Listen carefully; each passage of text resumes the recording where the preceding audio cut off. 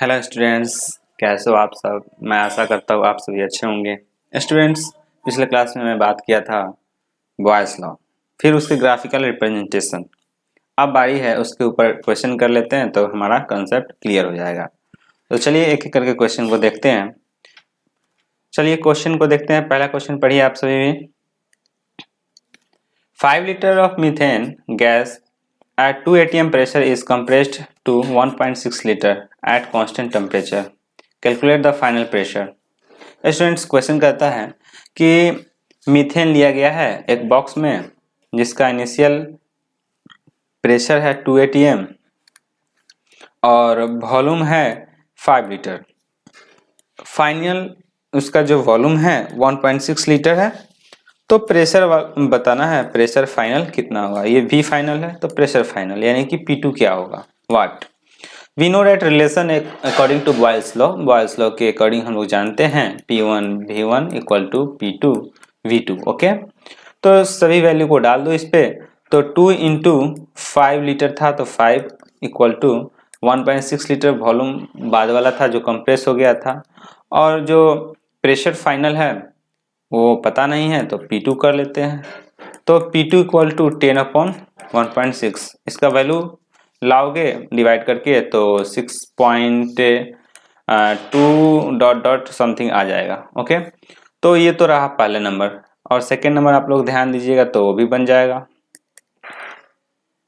Second number कहता है the pressure of a certain volume of a gas is reduced to half of its initial pressure at constant temperature. Calculate its new volume. Students देखिए, इसमें जो pressure है दिया गया है पहला इनिशियल वाला P, ठीक, और वॉल्यूम इनिशियल है V, ठीक। एंड नेक्स्ट कहता है कि देखो प्रेशर को आप कर दिया half, P equal to P2 equal to P/2। तो बताइए वॉल्यूम पर क्या इफेक्ट पड़ेगा, यानी V2 equal to watt. Then वही आप सेकेंड नंबर बना रहे हो, इसका solution P2 P1 V1 equal to P2 V2 कर सकते हो। तो इस पर डालो value P into V equal to pressure final क्या है P/2 इंटू V2। तो V2 का वैल्यू लाओगे तो ये कैंसिल आउट हो जाएगा, 2V आ जाएगा। ठीक है, कैसे? तो देखो P into V upon P/2 कर लो, या इससे समझ में नहीं आया तो ऐसे करो, simple methods. P into V और ये वाला वैल्यू को भेज दो इधर, ठीक है, 2 ऊपर चला जाएगा तो 2 अपॉन P से P कैंसिल आउट हो जाएगा, और तुम्हारा 2 इंटू V 2 भी आ जाएगा। ये किसके बराबर, ये वॉल्यूम 2 के बराबर, यानी फाइनल वॉल्यूम 2V हो जाएगा। ठीक, अब हम लोग नेक्स्ट चलते हैं चार्ल्स लॉ पे। चार्ल्स लॉ क्या कहते हैं उस पर समझेंगे। चलिए देखते हैं चार्ल्स लॉ। जैसे कि बॉयल्स लॉ देखे थे, वहां पे टेम्परेचर कांस्टेंट था, यहाँ पे क्या कांस्टेंट होने वाली है उसको देखना है। एट कांस्टेंट प्रेशर, यानी कि यहाँ प्रेशर क्या होना है, कांस्टेंट है। ठीक, the volume of a given mass of a gas increased और decreased by 1/273 of its original volume at 0 degree centigrade for every 1 degree centigrade increase और डिक्रीज्ड इन टेम्परेचर रेस्पेक्टिवली।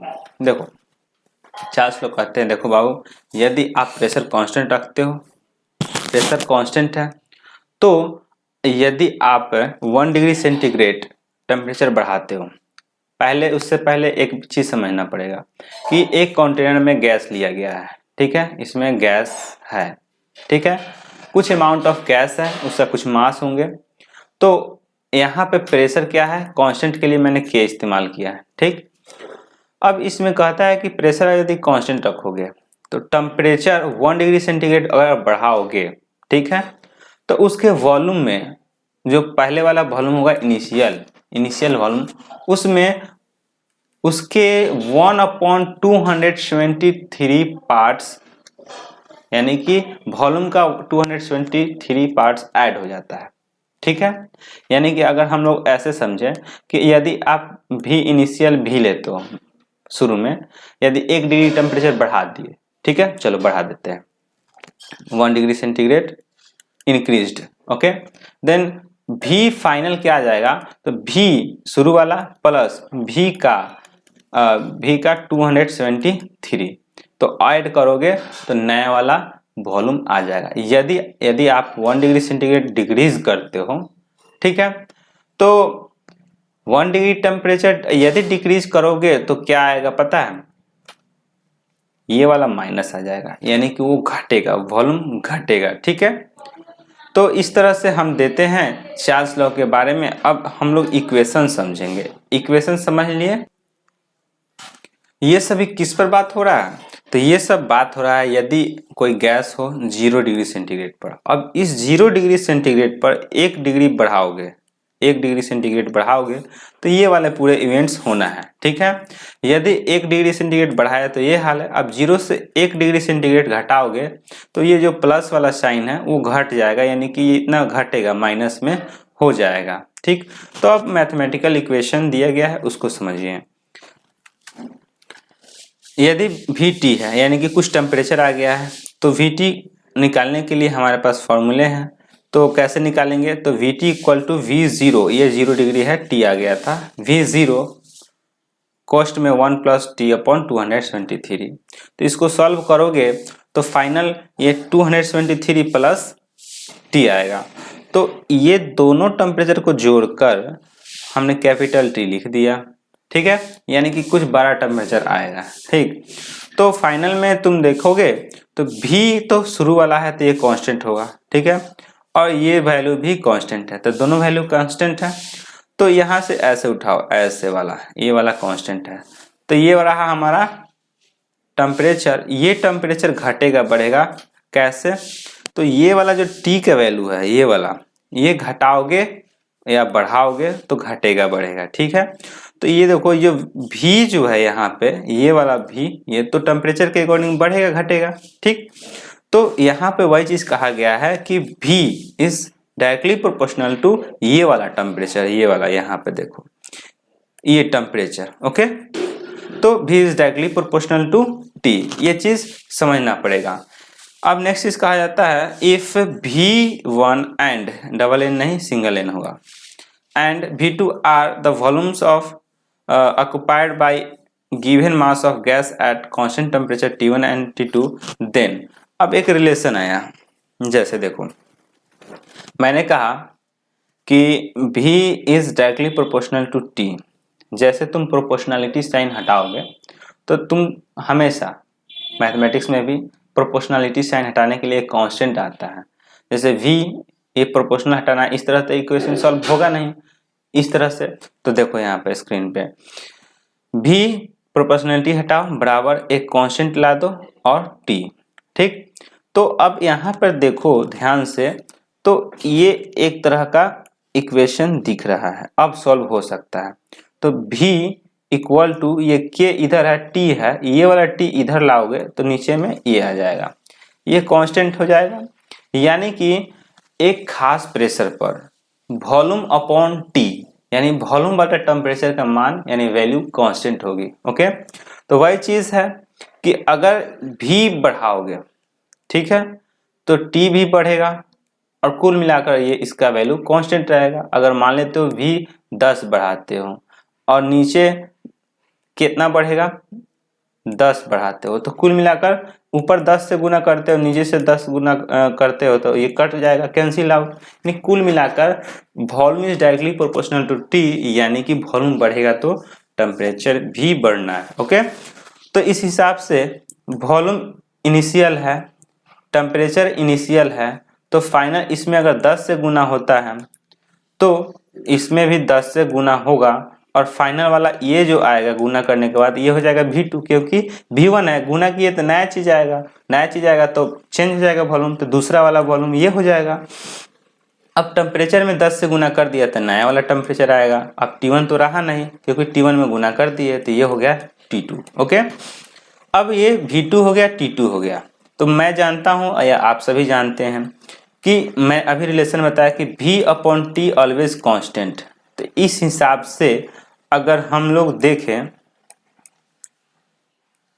इस हिसाब से अगर हम लोग देखें कि V/T इज कांस्टेंट, तो V1 बटा T1 is also equals to constant, यानी तो V1/T1 equal to constant and is also equal to V2/T2। ठीक है, तो देखो ये वाला V1 है, ये है T1, ठीक है, ये कांस्टेंट होगा।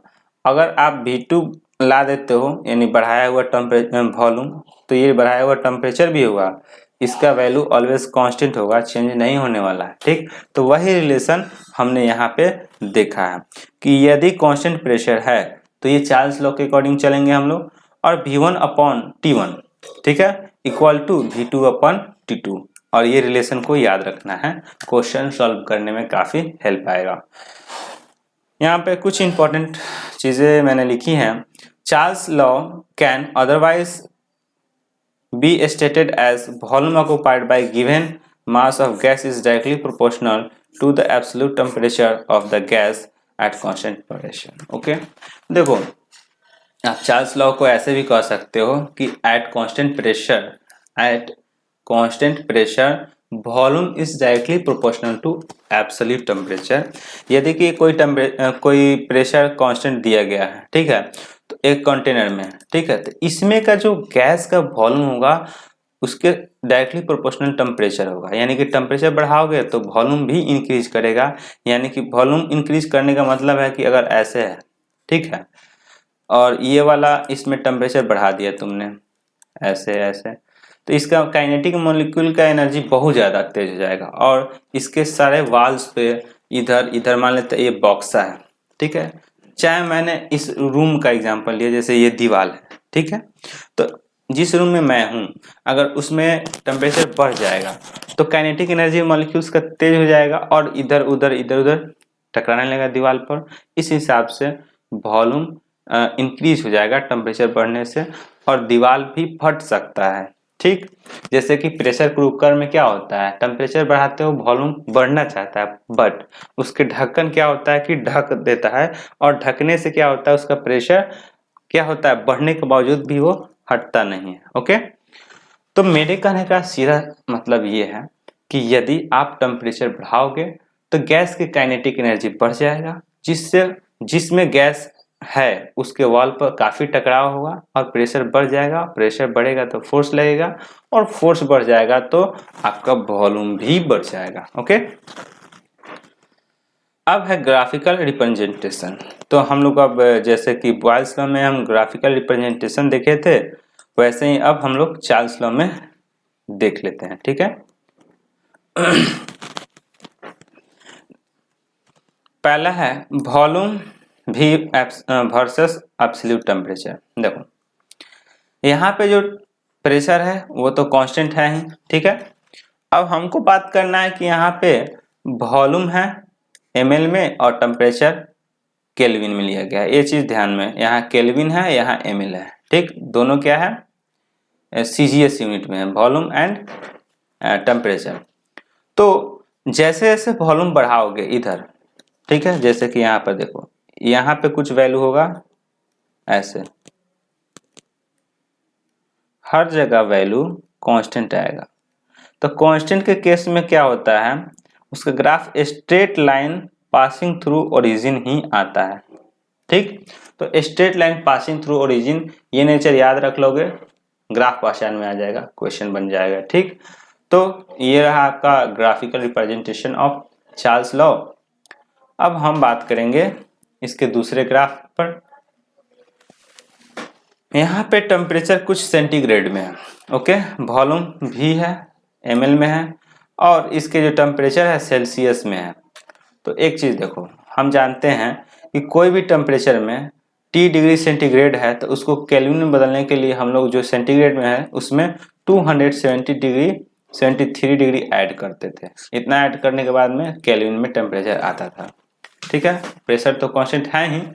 तो मान लेते हो कि यदि ग्राफ खींचोगे तो ये तो केल्विन था जो यहाँ से उठता था, लेकिन यहाँ पे तो हमारा क्या है सेंटीग्रेड है, तो मेरे पास 0 डिग्री सेंटीग्रेड है, यानी कि इसको केल्विन में बदलना है तो क्या करते हो हम लोग 273 डिग्री ऐड करते हो, तो ये 73 डिग्री केल्विन हो गया।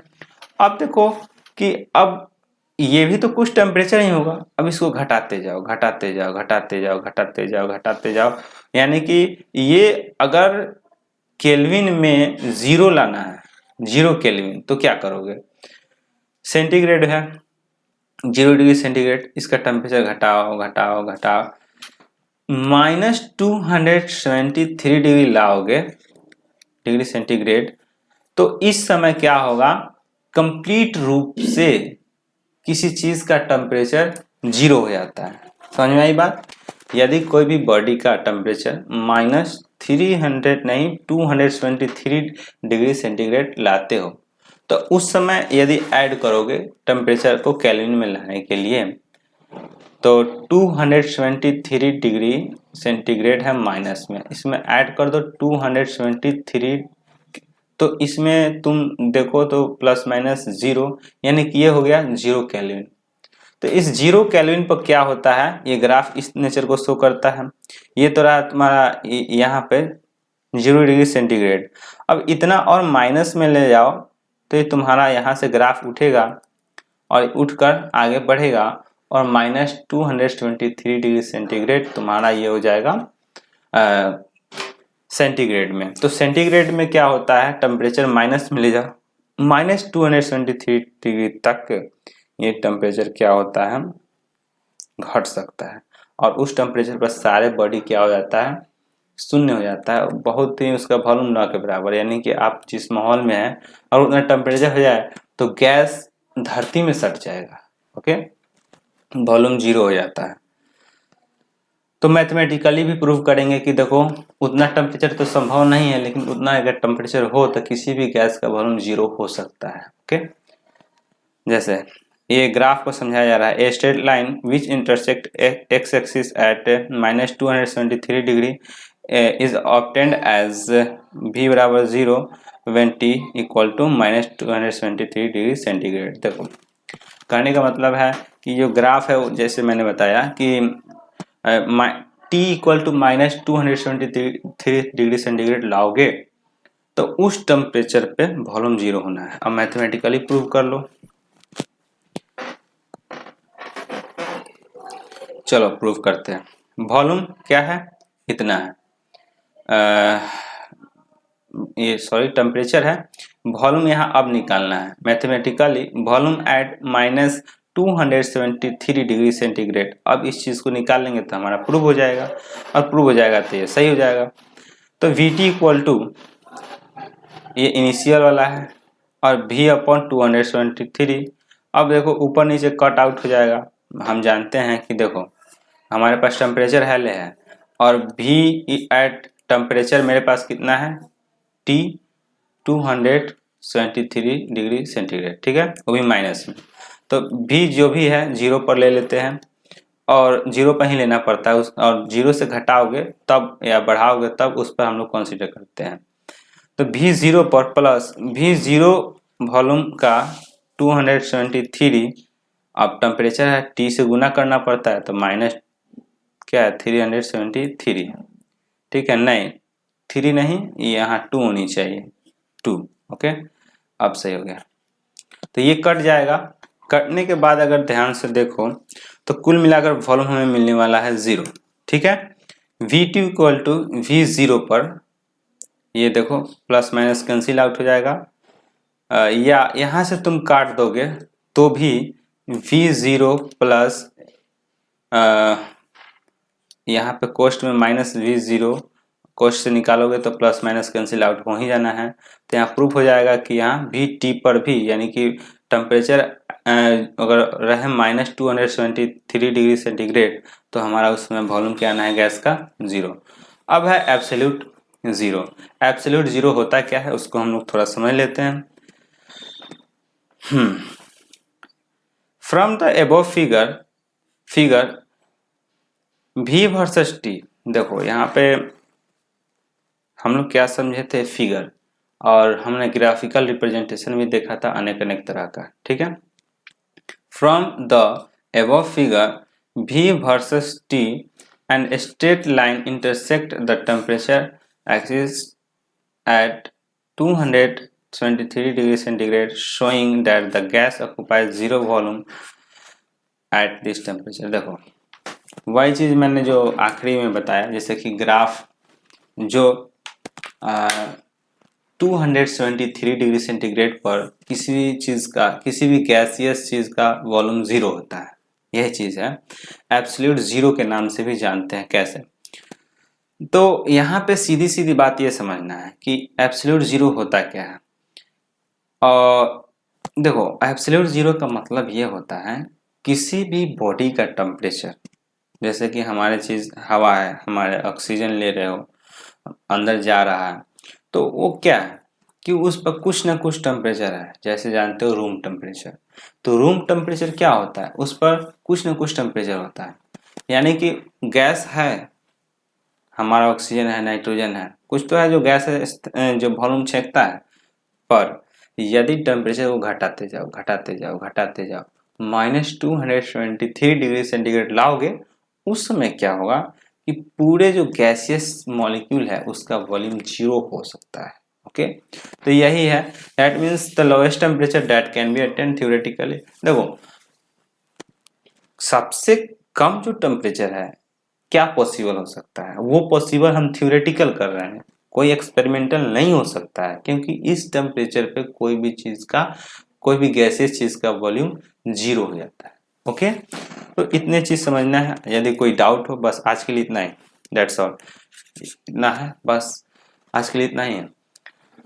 कोई भी दिक्कत हो तो कमेंट में आप लिख सकते हो, सर ये प्रॉब्लम है, मैं वहाँ क्लियर करूँगा। ठीक, बोर्ड पर जैसे ही, बोर्ड पर जल्दी ही स्टार्ट करने वाले हैं, तो एक बार दो बार देखिए, यूट्यूब पर रहेगा वीडियो, डिलीट नहीं किए जाएंगे। एंड फिर मिलते हैं अगले लेक्चर में, तब तक देखते रहिए एचयूएस क्लासेस। Thank you.